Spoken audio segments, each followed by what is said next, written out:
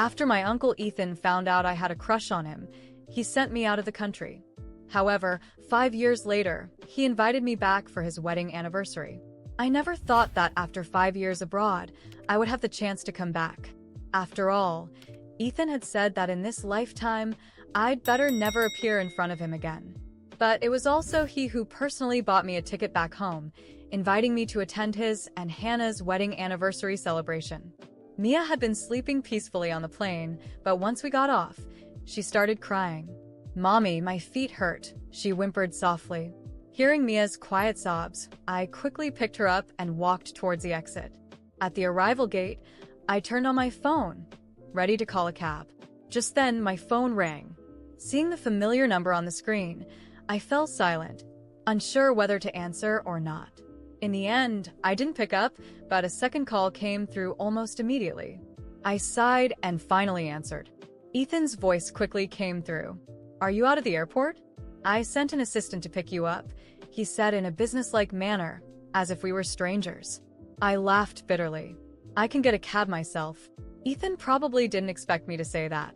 After all, back then, I had been well taken care of by him. During my years by his side, all my needs were met. I never had to worry about transportation. After a moment of silence, Ethan spoke. "Just let the assistant come. Anyway, I bought a gift for Hannah on your behalf. It's in the trunk. You can bring it directly when you come for dinner." Ethan was still so thoughtful, considering even the gift situation perfectly. Of course, when he spent millions on the venue and commissioned a limited edition diamond to create a unique wedding ring for Hannah, it was clear how much he loved her. "All right," I responded softly. Ethan didn't say anything more, but he didn't hang up either. After a while, Ethan finally spoke. "Laura, after 5 years abroad, I hope you've really reflected on things. If you do anything to Hannah, I won't let you off easy." Hearing this, I was stunned. Before I could respond, Ethan had already hung up. Actually, Ethan could rest assured I wouldn't do anything to them. I just wanted to take good care of Mia and find a job. When I was young, my parents died in a cruise ship accident and never returned. Ethan naturally took over my care. My relationship with him had always been harmonious until I became an adult. I realized I didn't just see Ethan as an uncle, I liked him. But I also knew very clearly that there was no future between Ethan and me. So I wrote all my feelings in my diary. If Ethan hadn't seen my diary, I probably could have pretended that my feelings for him were just those of a niece for her uncle. But Ethan saw it. He tore up my diary and asked me how I could have such disgusting thoughts. "Don't you know? I'm your uncle. Even without a blood relation, we can only be family." The usually gentlemanly and refined Ethan was no longer gentle, shouting at me with disgust in his eyes. At that time, I wanted to explain, but couldn't explain anything. In the end, he canceled the job I had lined up and, under the guise of studying abroad, sent me to a remote university overseas. To prevent me from contacting the outside world, Ethan even hired bodyguards to watch me. At first, I didn't understand why Ethan treated me this way. Until the first month after I went abroad, news of Ethan's marriage went viral. Only then did I realize that all these years, he had always had someone in his heart. I watched Ethan's wedding video over and over again. In the video, when looking at Hannah, Ethan's gaze was gentle and loving. He had never looked at me that way. From that moment on, I knew that Ethan keeping me by his side for so many years was just out of sympathy and responsibility. His only love was Hannah. I was stunned when the assistant drove me to my destination. This hotel was where Ethan and Hannah got married. 5 years of marriage, and he held a wedding anniversary celebration every year, personally selecting gifts for Hannah. In previous years, he didn't allow me to enter their world. Inviting me back this year was probably just to let me witness their happiness. I numbly got out of the car and saw Hannah smiling as she walked towards me. Unlike my haggard appearance and simple clothes, Hannah wore expensive jewelry and perfume, looking well cared for by Ethan. When she came to my side, Hannah's expression was very surprised. "Laura, how did you secretly have a child abroad without telling me? I've been married to your uncle for so long, and you still treat me like an outsider." Before I could speak, Hannah took Mia from my arms. Without asking, Mia woke up and immediately started crying, struggling not to let Hannah hold her. I took Mia back from Hannah and comforted her for a while. Actually, Hannah knew about my past crush on Ethan. Returning this time, I didn't want to get too involved with Hannah. But Hannah still stubbornly wanted to hold Mia. When Hannah and I arrived at the hotel's private room, Mia was still crying and wanting me to hold her. Hannah forced a smile and handed Mia back to me. Your uncle knows having children isn't easy. We haven't thought about having kids these past few years. Seeing you've had a daughter, I got too excited. There were already several people sitting in the room. I wasn't used to socializing, so I chose a corner seat, and Hannah sat down next to me. She enthusiastically linked arms with me, introducing me and Mia to the others. The looks others gave me were visibly teasing and probing. I couldn't stand the strange atmosphere here, and said I wanted to go to the restroom. When I came back after washing my face, I heard Hannah's voice. Someone had asked Hannah why she brought in an unlucky thing like me. What unlucky thing? Laura is Ethan's niece. Although she went down the wrong path and tried to seduce Ethan before, now that she's had a child, she definitely won't make mistakes again. Hearing Hannah say this, I just quietly stood at the door of the private room. Yes, in others' eyes, I was just a madwoman who tried to seduce her uncle, a shameless fool. Mia tugged at my clothes uneasily, and I comforted her before entering the room. Some things have to be faced eventually. I don't know how much time passed, but suddenly everyone in the room stood up. Mr. Thomas is here.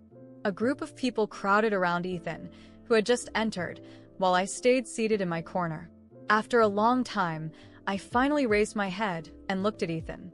He wore a suit with Hannah leaning on him, their gazes meeting in mutual smiles. Ethan was surrounded by people and didn't notice me in the corner. Suddenly, Hannah seemed to remember something and, with a smile, nudged Ethan. Ethan, Laura is here too. You and your niece haven't seen each other for so many years. Catch up a bit. Laura even brought back a surprise. Hearing the word surprise, Ethan remained unmoved, first helping Hannah sit down and ordering her a glass of milk before finally raising his eyes to look in my direction. Mia shrank into a ball, looking very wary. Ethan obviously saw Mia too, his eyes widening slightly. Laura, who is this? I hadn't told them about Mia, so when they saw me with her, their expressions were all the same, either surprised or as if watching a spectacle. Hannah spoke for me, Ethan. This is Laura's daughter. Isn't she adorable? She looks just like Laura and seems to be a few years old already. Ethan's gaze moved from Mia to me, examining me for a moment. Just when I thought he wouldn't pay any more attention, he asked, hoarsely, pointing at Mia, "During these years abroad, you got married and had a child?" I looked directly at Ethan and nodded. Yes, I got married a while ago. Sorry I didn't tell you, but I didn't expect him to suddenly do something so crazy after what I said. As I sat at that dinner, with Mia quietly by my side, I knew I was completely out of place. The atmosphere felt suffocating, and each sidelong glance I received reminded me that, to them, I would always be the woman who dared to cross a forbidden line. Hannah was in her favorite role, the generous and successful hostess, smiling falsely, but making it clear to everyone that I was a stranger at her party. My mind drifted back to the days before I left, when I still lived with Ethan and believed that the sense of security he offered was more than just a family obligation. Those moments beside him had been, for me, a time of hope. But now it all felt like a bitter farce. He didn't see me as someone he truly cared about. He saw me as an inconvenient responsibility, someone to be pushed aside so he could finally have the life he always wanted with Hannah. While I pondered, Hannah seized the moment to call attention to me. Laura, tell everyone about your years away and your new life. Her gaze said it all. It was a poisoned invitation. She wanted me to recount every detail of my life, to confirm that I had failed. The silence that followed her remark was unsettling, but I took a deep breath, trying to maintain an indifferent stance. Mia is my priority now, I began, keeping my gaze on my daughter. After everything I've been through, I realized that the most important thing is to give her a peaceful life. My focus is no longer on myself or on what happened in the past. I just want to rebuild what I lost." Hannah smiled, a sadistic glint in her eyes. "How touching, Laura. I can only imagine how hard it must have been. After all, starting from scratch in another country, all alone." That last word stung the most. Everyone knew what she meant. Alone, abandoned, with no one by my side. The tension only heightened when Ethan finally joined the table beside her, making a point of holding her hand and showcasing the affection he lavished on her. They exchanged a look of complicity, something I never shared with him, not even in my most romantic dreams. He then turned his gaze toward me, cold and distant. "I hope you've learned from your mistakes, Laura," he said, each word hitting like a punch. "I gave you another chance and expected you to grow up. Any reckless behavior here will be unacceptable." I wanted to scream, but at the same time, I no longer wanted to give them the satisfaction of watching me crumble.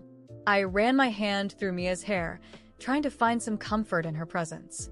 She was the only good thing I had in that moment, the only piece of peace I had taken from that life. Ethan and Hannah didn't understand. They would never understand how much I sacrificed to move forward and raise Mia on my own. Every obstacle, every tear, every lonely night, all so that one day I could show my daughter that even in the face of so much adversity, I survived. Yet, Hannah seemed determined to push me into a reaction. She looked at me with that forced smile, feigning sympathy. "You know, Laura, I was so surprised when I found out you had a daughter. Ethan and I were saying it's really surprising to see someone like you who always depended on others, managing on your own. Quite a change, don't you think?" The venom in her words was so evident that even a few of the more attentive guests noticed the sarcasm. I could have exploded at that moment, but instead I smiled serenely. "Yes, Hannah, it was a transformation. And over these years, I've realized that independence is a blessing few truly understand." She shot me an icy look. I knew my response wasn't what she had expected. Ethan, impatient with the growing tension, muttered something to Hannah, trying to calm her down, but she brusquely pulled away, offended. She then rose dramatically and announced that she needed to clear her head. As she left, the room was filled with an awkward silence, but I felt an unusual calm taking over me. It was as if, finally, I was taking control of my own story. They wouldn't break me anymore. After Hannah left, Ethan turned to me and whispered, harshly, "Laura, you're only here as a family obligation. Don't make me regret bringing you back." I couldn't hold back the bitter laugh that escaped. "The family obligation you felt? Ethan, you were the one who exiled me, who sent me away as if I were a burden, who never really cared about what I wanted, only about what was convenient for you. You wanted Hannah, you wanted the perfect life, so you shipped me off like an inconvenient piece of the puzzle." He was silent for a moment, surprised by my audacity. But before he could react, I continued. "Did you know that, even after all this, I didn't hold a grudge?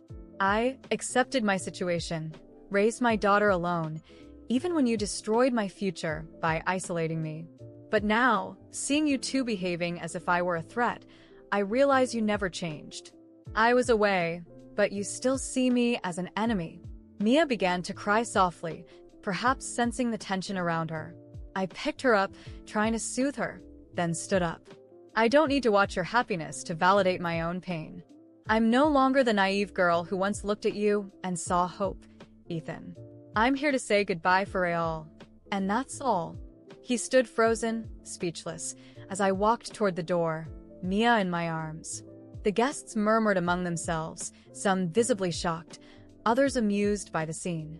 Hannah threw the accusation onto the table like poison. "You know, Laura, everyone here knows you once tried to seduce Ethan.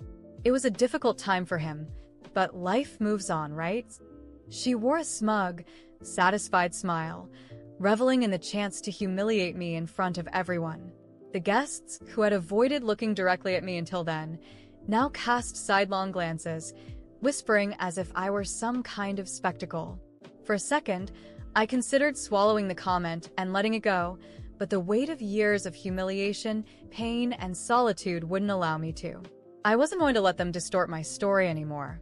I took a deep breath, standing taller as I met her gaze.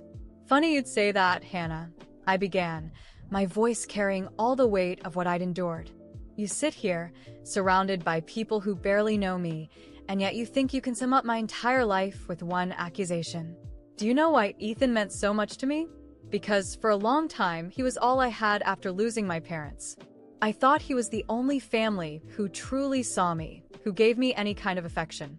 After my parents died, he was everything to me. I saw him as a father. Maybe I confused that, yes. Maybe I created an idealized version of him in my head because he was all I had left." I paused, watching the smirk fade slightly from Hannah's face, and went on, looking her straight in the eye. "But then, after years on my own, I finally realized the truth. And honestly, now that I see you two together, I understand that you deserve each other. I mistook what I felt for Ethan as gratitude, as a need for family, but now, seeing the reality, seeing how the two of you treat others with arrogance and cruelty, I understand that you're a perfect match." Hannah's smile faltered, her expression wavering between irritation and confusion. Ethan sat beside her, swallowing hard but saying nothing, maybe for the first time realizing that he had no control over this moment. There was so much to be said, so many lies that had gone unanswered, and now was my moment to finally address it all. "You talk like I came here to disrupt your perfect little world, but the truth is that the only reason I'm here is because he invited me." I nodded in Ethan's direction. "He was the one who sent me the invitation. And you know what I realize now? That you two truly do complete each other in ways I never understood before. I once thought I could fit into your lives, that maybe there was a place for me, but now I see it clearly. You're both exactly where you belong, with each other." There was a ripple of whispers from the people around us, their curious glances shifting to judgmental, now directed more at Hannah than at me. And Ethan, who had always been in control, sat stiffly, his face drained of color. "I spent years away," I continued, "learning to fend for myself, building a life for me and my daughter. While you kept up this facade of a perfect marriage, I was out there learning what it actually means to be independent. Maybe it took me too long to see things clearly, but now, standing here, I can say I don't need any of this. I don't need family who would cast me out. I don't need relatives who label me and treat me like I'm disposable. And I definitely don't need you trying to fit me into a story you invented." Hannah's fury was clear, but it was as if she were trapped in her own words. She glanced at Ethan, waiting for him to defend her, but he remained silent, perhaps realizing that anything he said would only make things worse. I stood up, picking up Mia and feeling lighter than I had in years. "I came here out of obligation because I thought it was the right thing to do, that I owed at least that much respect to the only family I had left. But now, I see that my only mistake was believing you were truly family to me." I began walking towards the door, but before leaving, I turned back one last time to meet their gazes, my own voice steady and firm. "You deserve each other," I said, almost softly, but with finality. "The arrogance, the manipulation, the disregard for anyone else. The two of you fit perfectly. And as for me, I'll move on, without either of you, without this bitterness, without the obligation." I walked out of that room with my head held high, each step feeling like a release from everything that had weighed me down for so long. After that night, it felt like a weight had been lifted from my shoulders. With Mia in my arms, I returned to the small apartment I had rented for our stay, and as I tucked her into bed, I felt a peace I hadn't known in years. That encounter with Ethan and Hannah showed me that they had no place in my life anymore, and the realization was freeing. In the following days, I began making plans. Returning to my hometown had rekindled some old dreams, and I decided it was time to give Mia the stability I'd always wanted. I looked up schools, started sending out resumes, and soon enough, I found a job at a cozy little bookstore where I felt at home. The bookstore was owned by a woman named Margaret, a kind, silver-haired lady with a warm smile. She quickly noticed that I was trying to start over. Over time, I shared a bit of my story with her, and Margaret, with her gentle wisdom, encouraged me to let go of my past entirely. "Laura," She said, "Sometimes you have to let certain people go to find who you truly are." Following her advice, I focused on Mia and our future. Each day, Mia seemed happier. She adjusted quickly to her new surroundings, made friends at school, and for the first time, I saw a secure and joyful light in her eyes, something that filled me with hope. Watching Mia smile was all the confirmation I needed that I was on the right path. Oddly enough, after that dinner, Ethan reached out a few times. He sent messages, even called, but I never answered. Maybe he wanted to resolve things, or maybe, as usual, he needed some sort of validation. But I didn't need to hear his apologies or empty explanations anymore. Every unanswered call felt like a step toward my own peace. Over time, the messages stopped, and my life started to take shape. Mia and I settled into a routine, and everything finally felt stable. Before long, I was promoted to manager at the bookstore, giving us an even greater sense of security.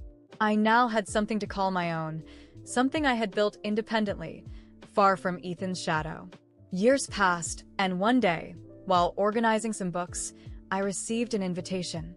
It was for a family reunion, a party hosted by Ethan's cousins whom I hadn't seen in ages. For a moment, I thought about ignoring it, but something made me pause. I was no longer the same Laura who had left that dinner years ago. I was stronger, more independent, and perhaps it was time to face the past without any lingering weight. At the reunion, I was warmly greeted by distant relatives who barely recognized me. Ethan was there, of course, but this time, the discomfort wasn't mine. He seemed taken aback to see me and tried to approach, but I greeted him politely, then returned to mingling with friends and familiar faces, barely acknowledging his presence. Somehow, my indifference felt like the ultimate freedom. Ethan no longer had any power over me. As I left the gathering, I felt a sense of closure, a certainty that I had finally closed that chapter of my life. Ethan and Hannah would continue living with their choices and consequences. I had my own story now, one that no longer needed to be shaped by them. Today, Mia and I live in a comfortable home, surrounded by friends and things we love. I've built something solid and secure, something that no one could ever take away from me. And at the end of each day, when I look at my daughter, I know that all the struggles and heartache were worth it. I finally found what I'd been searching for: peace and a fulfilling life crafted by my own hands.